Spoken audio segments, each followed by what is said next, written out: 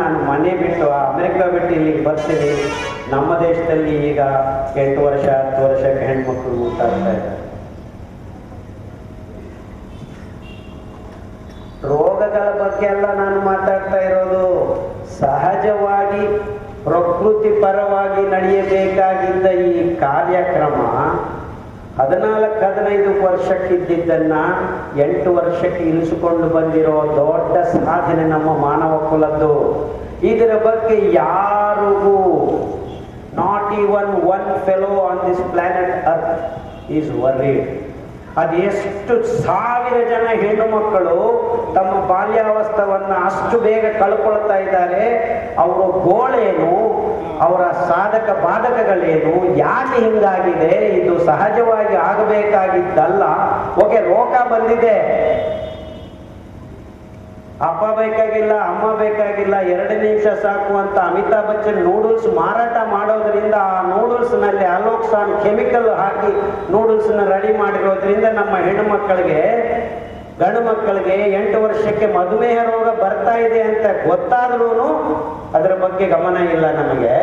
ಆದ್ರೆ ಇದು ಪ್ರತಿ ಒಂದು ಹೆಣ್ಣು ಮಕ್ಕಳಿಗೆ ಆಗ್ತಾ ಇರ್ತಕ್ಕಂಥ ಭಯಾನಕ ಕಾಯಿಲೆ ಅಲ್ಲ ಇದು. 14 ವರ್ಷಕ್ಕೆ 15 ವರ್ಷಕ್ಕೆ ಮುಟ್ಟಾಗಬೇಕಾಗಿದ್ದ ಹೆಣ್ಣು ಮಕ್ಕಳನ್ನು ನಾವು 8 ವರ್ಷಕ್ಕೆ ಮುಟ್ಟಾಗಿ ಮಾಡ್ತಾ ಇದ್ದೀವಿ. ಇದಕ್ಕೆ ಒಂದೇ ಒಂದು ಕಾರಣ, in the name of milk mafia ಅವರು ಮಾಡಿರೋ ಅತಿ ಭಯಾನಕವಾದ ಸ್ಥಿತಿ ಇದು. ಈ ಜರ್ಸಿ ಹಸುಗಳಿಗೆ ಇಂಜೆಕ್ಷನ್ ಹಾಕಿ ಹಾರ್ಮೋನ್ಗಳನ್ನು ಚುಚ್ಚಿ 1 ಲೀಟರು 2 ಲೀಟರು ಹಾಲು ಕೊಡ್ತಕ್ಕಂಥ ಹಸುಗಳನ್ನು 15 ಲೀಟರ್ ಹಾಲು ಕೊಡಂಗೆ ಮಾಡಿ ಆ ಹಾಲಲ್ಲಿ ಹಾರ್ಮೋನ್ಗಳ ಉಳಿಕೆ ಇದ್ದು, ಹಾಲಂದ್ರೆ ಏನು? ತಾಯಿ ತನ್ನ ಸ್ತನದಿಂದ ಮಗುವಿಗೆ ನೇರವಾಗಿ ತಲುಪಿಸಬೇಕಾಗಿದ್ದ ಒಂದು ಅಸ್ಥಿರ ಪದಾರ್ಥ ಅದು. ಅದನ್ನ ಪಾಶ್ಚರೈಸೇಷನು, ಹೋಮೋಜಿನೈಸೇಷನು ಅಂತ ಬಯೋಟೆಕ್ನಾಲಜಿ ಹೆಸರಿನಲ್ಲಿ 1 ವಾರ, 10 ದಿವಸ, 20 ದಿವಸ, 30 ದಿವಸ ನಾವು ಉಳಿಸಿ ನಿಮ್ಮ ಮಕ್ಕಳ ಬಾಯಿಗೆ ಹಾಕ್ತೀವಿ ಅಂತ ಹೇಳಿ ಆ ಹಸುಗಳನ್ನು, ಸಾವಿರಾರು ಹಸುಗಳನ್ನು ನಮ್ಮ ಭೂಮಿಗೆ ತಂದು ನಿಲ್ಲಿಸಿ ನಮ್ಮ ನಾಡು ಹಸುಗಳನ್ನು ನಿರ್ನಾಮ ಮಾಡಿ ಈಗ ಪ್ರತಿ ಒಂದು ಹಳ್ಳಿಯಲ್ಲಿ ಈ ಜರ್ಸಿ ಹಸುಗಳನ್ನು ತಂದು ಕೂರಿಸಿದ್ದೀರಾ. IVF, ಇನ್ ವಿಟ್ರೋ ಫರ್ಟಿಲೈಸೇಷನ್ ಅಂದ್ರೆ ಬೀದಿ ಬಸವಣ್ಣಗಳಿಲ್ಲ, ಅವು ಸಹಜವಾಗಿ ಮಕ್ಕಳು ಹುಟ್ಟುತ್ತಾ ಇಲ್ಲ ಈ ಹಸುಗಳಿಗೆ, ಈ ಕರುಗಳಿಗೆ. ನಾಡ ಹಸು ಹಾಲು, ಎಲ್ಲಿ ನಾಡ ಹಸು ಇದೆ, ಎಲ್ಲಿ ಬೀದಿ ಬಸವಣ್ಣ ಇದೆ? ಇಲ್ಲ. ನಿಮ್ಮ ನಾಡ ಹಸು ಆದರೂ ಕೃತಕವಾಗೇ ಮಗು ಕರು ಹುಡೋದು. ಇಂಜೆಕ್ಷನ್ಗಳನ್ನು ಚುಚ್ಚಲೇಬೇಕು, ಹಾರ್ಮೋನ್ಗಳನ್ನು ತುಂಬಿಸಲೇಬೇಕು. ಆ ಅಡ್ಡರ್ಗಳಿಂದ, ಆ ಸ್ತನಗಳಿಂದ ಇನ್ನೇನು ಸೋರುತ್ತೆ ನಿಮಗೆ? ಆ ಹಾರ್ಮೋನ್ ಯುಕ್ತ ಹಾಲನ್ನ ಏನಂತ ಅಡ್ವರ್ಟೈಸ್ಮೆಂಟ್ಸು, ಮಿಲ್ಕ್ ಕಂಪ್ಲೀಟ್ ಫುಡ್. ಯಾರಿಗೆ? ಆ ತಾಯಿ ಹಾಲು ಆ ಮಗುಗೆ ಪರಿಪೂರ್ಣ ಆಹಾರ ಹೊರತು ನಿನಗೆ ಕಪ್ಪ ಪರಿಪೂರ್ಣ ಆಹಾರ ಆಗತ್ತೆ. ಆ ಹಾಲನ್ನು ಕುಡಿಸಿ ಮಕ್ಕಳಿಗೆ ಕಿವಿ ನೋವು, ಬರಬಾರದ ಇಮ್ಯುನಿಟಿ ಪ್ರಾಬ್ಲಮ್ಸ್ ಬರ್ತಾ ಇವೆ. ಈ ಹಾಲನ್ನು ಕುಡಿಸಿ ಮಕ್ಕಳಿಗೆ 2 ವಾರಕ್ಕೆ 3 ವಾರಕ್ಕೆ ರೋಗಗಳು ಬರ್ತಾ ಇವೆ. ಹಾಸ್ಪಿಟಲ್ಗಳಿಗೆ ಹೋಗ್ತಾ ಇದೆ. ನೀವು ಮಾಡಬೇಕಾಗಿದ್ದಿಷ್ಟೇ, ಈ ಮಕ್ಕಳಿಗೆ ಈ ಕೃತಕ ಹಾಲನ್ನ ಕುಡಿಸೋದು ನಿಲ್ಲಿಸಿದರೆ 3 ವಾರಕ್ಕೆ ಮಕ್ಕಳು ಆರೋಗ್ಯವಾಗಿರ್ತಾರೆ. ಈ ಹಾರ್ಮೋನ್ ಯುಕ್ತ ಹಾಲನ್ನ ಕುಡಿಸಿ ಆ ದೇಹವನ್ನ ಕನ್ಫ್ಯೂಸ್ ಮಾಡಿ 14 ವರ್ಷಕ್ಕೆ ಮುಟ್ಟಾಗಬೇಕಾಗಿದೆ ಹೆಣ್ಣು ಮಗು 8 ವರ್ಷ 9 ವರ್ಷಕ್ಕೆ ಮುಟ್ಟಾಗ್ತಾ ಇದೆ. ಇದರ ಬಗ್ಗೆ ಒಬ್ಬ ವಿಜ್ಞಾನಿ ಆದರೂ, ಒಬ್ಬ ಡಾಕ್ಟರ್ ಆದರೂ, ಒಬ್ಬ MP ಆದರೂ, ಒಬ್ಬ MLA ಆದರೂ, ಒಂದು ಲೆಕ್ಚರರ್ ಆದರೂ, ಒಂದು ಸಂಸ್ಥೆ ಆದರೂ ಯಾರೂ ತಲೆ ಕೆಡಿಸ್ಕೊಳ್ತಾ ಇಲ್ಲ. No one cares. ಇಷ್ಟೆಲ್ಲ ಆಗ್ತಾ ಇದೆ. ಹೆಣ್ಣು ಮಕ್ಕಳ ಮೂತಿ ಮೇಲೆ ಮೀಸೆಗಳು ಬರ್ತಾ ಇವೆ, ಬ್ಯೂಟಿ ಪಾರ್ಲರ್ಗಳು ಹೆಚ್ಚಾಗ್ತಾ ಇವೆ. ಯಾಕೆ?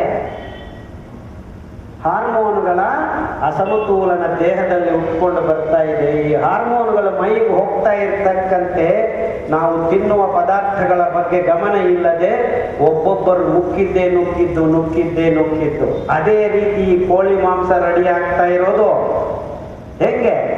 ಆ ಸೋಯಾಬೀನು, ಮೆಕ್ಕೆಜೋಳ, ಪಶುಗ್ರಾಸವನ್ನ ರೆಡಿ ಮಾಡಿ ರಾಸಾಯನಿಕ ಪದಾರ್ಥ, ಪ್ರಚೋದ ಪದಾರ್ಥಗಳನ್ನ ಲೇಪನ ಮಾಡಿ 2 ತಿಂಗಳಲ್ಲಿ 2 kg ಮಾಂಸ ಕೋಳಿ, 3 ತಿಂಗಳಲ್ಲಿ 300 kg ಹಂದಿ, 600 kg 6 ತಿಂಗಳಲ್ಲಿ ಹಸು ಮಾಂಸ ಉತ್ಪಾದನೆ ಮಾಡಿ ಅದಷ್ಟು ಬೆಟ್ಟಗಳನ್ನು ಸೃಷ್ಟಿ ಮಾಡಿದ್ದೀವಿ. ಅಂದರೆ ಪ್ರಪಂಚದಲ್ಲಿ ಈಗ 10 ಬಿಲಿಯನ್ ಹಸುಗಳು, 8 ಬಿಲಿಯನ್ ಹಂದಿಗಳು, 100 ಬಿಲಿಯನ್ ಕೋಳಿಗಳು, ಕೃತಕವಾದ ಜೀವಿಗಳನ್ನು ಸೃಷ್ಟಿ ಮಾಡಿ ಪ್ರತಿ ದಿವಸ ಈ ಜೀವಿಗಳನ್ನು ಕೊಂದು ತಿಂದು ಇಲ್ಲದೆ ಇದ್ದ ರೋಗಗಳನ್ನು ಸೃಷ್ಟಿ ಮಾಡಿ H5N1, H1N1, H6N8 ಇಲ್ಲದ ಹೆಸರುಗಳನ್ನಿಟ್ಟು ಅಕ್ಕಿ ಜ್ವರ, ಹಂದಿ ಜ್ವರ, ಹಸು ಜ್ವರ. Match the following.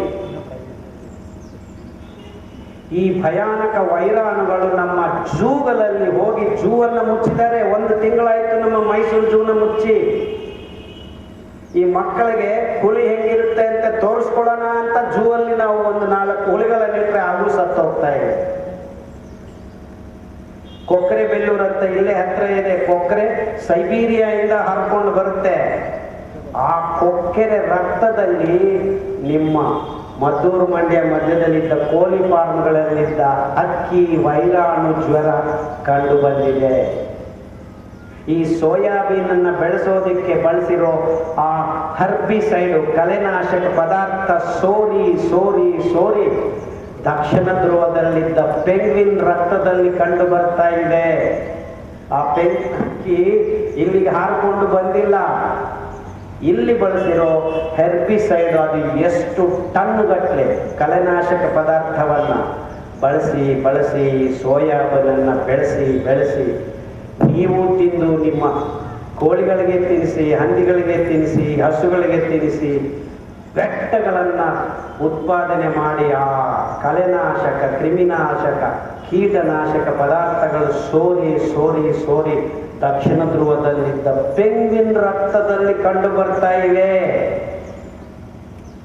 ನೀವು ಮಂಡ್ಯದಲ್ಲಿ ಕಬ್ಬನ್ನ ಬೆಳೆಸಿ ಸಕ್ಕರೆ ರೆಡಿ ಮಾಡ್ತಾ ಇದ್ದೀರಾ ಅನ್ಕೊಂಡಿದ್ದೀರಾ. ಆದರೆ ಆ ಭೂಮಿ ತಾಯಿ ಬರಡಾಗ್ತಾ ಇದೆ. ಆ ಭೂಮಿ ತಾಯಿ ಮೇಲೆ ಕಾಲಿಟ್ಟರೆ ಹುಣ್ಣು ಆಗಿ ವಾಸಿಯಾಗದೆ ನನ್ನ ಹತ್ರ ಪ್ರತಿ ವಾರ 8 ಜನ ಬಡ ರೈತರು ಬರ್ತಾ ಇದ್ದಾರೆ. ಅದು ವಾಸಿ ಆಗ್ತಾ ಇಲ್ಲ ಡಾಕ್ಟ್ರೆ, ಏನಾದರೂ ಮಾಡಿ ವಾಸಿ ಮಾಡ್ತೀರಂತೆ. ನೀವು ನಡೆದರೆ ಸಾಕು ಹುಣ್ಣಾಗ್ತಾ ಇದೆ. ಭೂಮಿಯಲ್ಲಿ ಒಂದು ಹುಳ ಉಳಿಯಲಿಲ್ಲ. Not even a single earthworm is left in ಮಂಡ್ಯದ 5 ಲಕ್ಷ ಎಕರೆಗಳಲ್ಲಿ ಒಂದು ಹುಳ ಇಲ್ಲ. ಹೆಂಗೆ ನಿಮಗೆ ಆ ಭೂಮಿಯಲ್ಲಿ ಬೆಳೆಸಿರೋ, ಆ ರೀತಿ ಬೆಳೆಸಿರೋ ಈ ರಾಸಾಯನಿಕ ಮುಕ್ತ ಪದಾರ್ಥಗಳು ಸಿಗುತ್ತವೆ? ನಿಮಗೆ ಎಲ್ಲ ರಾಸಾಯನಿಕ ಮಯವಾಗಿದೆ. ಈ ಪದಾರ್ಥಗಳನ್ನು ತಿಂದರೆ ನಿಮಗೆ ಗರ್ಭಕೋಶದಲ್ಲಿ ಗಡ್ಡಾಗಿದೆ, ಗರ್ಭಕೋಶ ತೆಗೆದುಬಿಡೋಣ. ಗರ್ಭಕೋಶ ತೆಗೆದ ಮೇಲೆ ಎತ್ತರೆ ಉಚ್ಚೆ ಬರುತ್ತೆ, ನಿಂತರೆ ಉಚ್ಚೆ ಬರುತ್ತೆ, ನಕ್ಕದ್ರೆ ಉಚ್ಚೆ ಬರುತ್ತೆ, ಆಕಳಿಸಿದರೆ ಉಚ್ಚೆ ಬರುತ್ತೆ. ಡಾಕ್ಟ್ರ್ ಏನು ಮಾಡೋದು? ಏನು ಮಾಡೋಕ್ಕಾಗಲ್ಲ. ಒಂದು ಸಂಚಿ ಹಾಕ್ಕೊಳ್ಳಿ ಅಂತ ಅಲ್ಲಿ ಮಕ್ಕಳಿಗೆ ಡೈಪರ್ಗಳನ್ನು ಹಾಕಿ ಮಕ್ಕಳ ಬಾಯಿಗೆ ಈ ಪ್ಲಾಸ್ಟಿಕ್ ಹಾಲು ಕುಡಿಸಿದ್ದು ಸಾಲದು ಅಂತ ಕೆಳಗಡೆಯಿಂದನೂ ಪ್ಲಾಸ್ಟಿಕ್ ಅನ್ನ ತುಂಬಿಸೋಕೆ ಶುರು ಮಾಡಿದ್ದೀವಿ. ನಮ್ಮ ಸೋ ಕಾಲ್ಡ್ ಡೆವಲಪ್ಡ್ ಕಂಟ್ರೀಸ್ ಕೊಟ್ಟಿರೋ ಕೊಡುಗೆ. ಆ ಮಗು ಉಚ್ಚೆ ಮಾಡೋದು ಗೊತ್ತಿಲ್ಲ, ರಾತ್ರಿ ಉಚ್ಚೆ ಮಾಡ್ಕೊಳುತ್ತೆ ಬೆಡ್ಡಲ್ಲಿ ಅಂತ ಡೈಪರ್ ಹಾಕ್ಕೊಡ್ತಾ ಇದೆಯಾ. ನೀವು 2 ದಿವಸ ಹಾಕ್ಕೊಂಡು ಮಲ್ಕೊಳ್ರಿ, ಗೊತ್ತಾಗತ್ತೆ ಅದು ಎಷ್ಟು ತೊಂದರೆ ಆಗತ್ತೆ ಅಂತ. ಮಗುವು ಉಚ್ಚೆ ಮಾಡಿದ್ರೆ ಮಗು ಮುಂದೆ ಬಟ್ಟೆ ತಗೊಂಡು ಬಂದು ಉಚ್ಚೆ ಒರೆಸಿ ಮಗು ನಾಳೆ ಅಲ್ಲಿ ಹೋಗಿ ಉಚ್ಚೆ ಮಾಡಮ್ಮ ಅಂದ್ರೆ ಮಾರನೇ ದಿವಸ ಚಡ್ಡಿ ಬಿಚ್ಚಕ್ಕೆ ಪ್ರಯತ್ನ ಮಾಡಿ ಅಪ್ಪಪ್ಪ ಉಚ್ಚೆ ಬರ್ತಾ ಇದೆ ಓಡ್ ಮಾಡಕ್ಕಾಗಲ್ಲ, ಅಲ್ಲೇ ಮಾಡ್ಬಿಟ್ಟಿದ್ದೀನಿ ಅಂತ ಬಂದು ಕರೀತಾಳೆ ಮಗು. ಮತ್ತೆ 2ನೇ ದಿವಸ ತಾನೇ ಬಟ್ಟೆ ತಗೊಂಡು ಬಂದು ಒರೆಸ್ತಾರೆ. 3ನೇ ದಿವಸ ಅಲ್ಲಿಗೆ ಹೋಗಿ ಉಚ್ಚೆ ಮಾಡ್ತಾರೆ. ಅಂತ ಸಿಂಪಲ್ ವಿಷಯವನ್ನ ಪ್ಲಾಸ್ಟಿಕ್ ಡೈಪರ್ ಹಾಕಿ ಕೆಳಗಡೆಯಿಂದ ಪ್ಲಾಸ್ಟಿಕ್ ಕಳಿಸಿದ ಮೇಲೆ ಆ ಮಕ್ಕಳಿಗೆ ಗಂಧೆಗಳು ಬರಕ್ಕೆ ಶುರುವಾಗ್ತದೆ.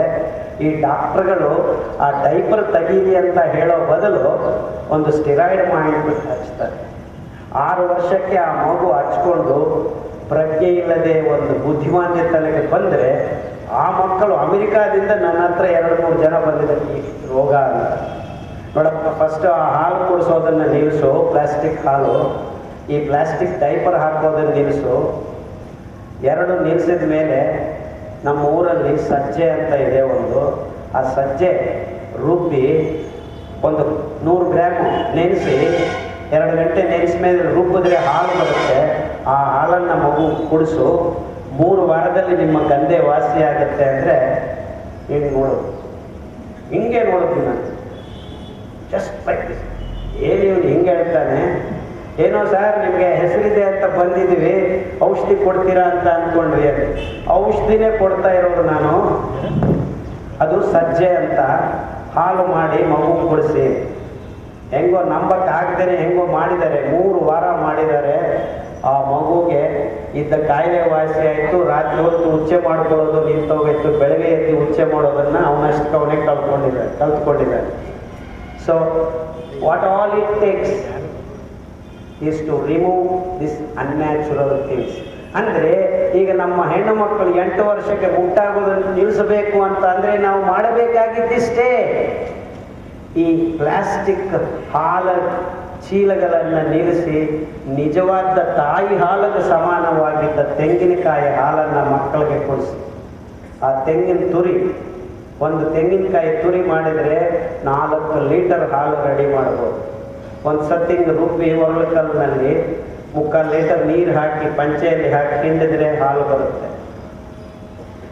4 ಲೀಟರ್ ಹಾಲು ರೆಡಿ ಆಗೈತೆ ಒಂದು ತೆಂಗಿನಕಾಯಿಯಿಂದ. ಆ ಹಾಲನ್ನು ಕುಡಿಸಿದ್ರೆ ಮಕ್ಕಳಿಗೆ ಈ ಹಾರ್ಮೋನ್ ಇಂಬ್ಯಾಲೆನ್ಸ್ ಎಲ್ಲ ಸರಿಯಾಗೋಕ್ಕೆ ಶುರುವಾಗುತ್ತೆ. ಈ ಬ್ಯೂಟಿ ಪಾರ್ಲರ್ ಅವ್ರು ನನ್ನನ್ನು ಬೈಕೋಬೇಡಿ, ಎಲ್ಲರೂ ತೆಂಗಿನಕಾಯಿ ಹಾಲು ಕುಡಿಸ್ರಿ ನಿಮ್ಮ ಹೆಣ್ಣುಮಕ್ಕಳಿಗೆ.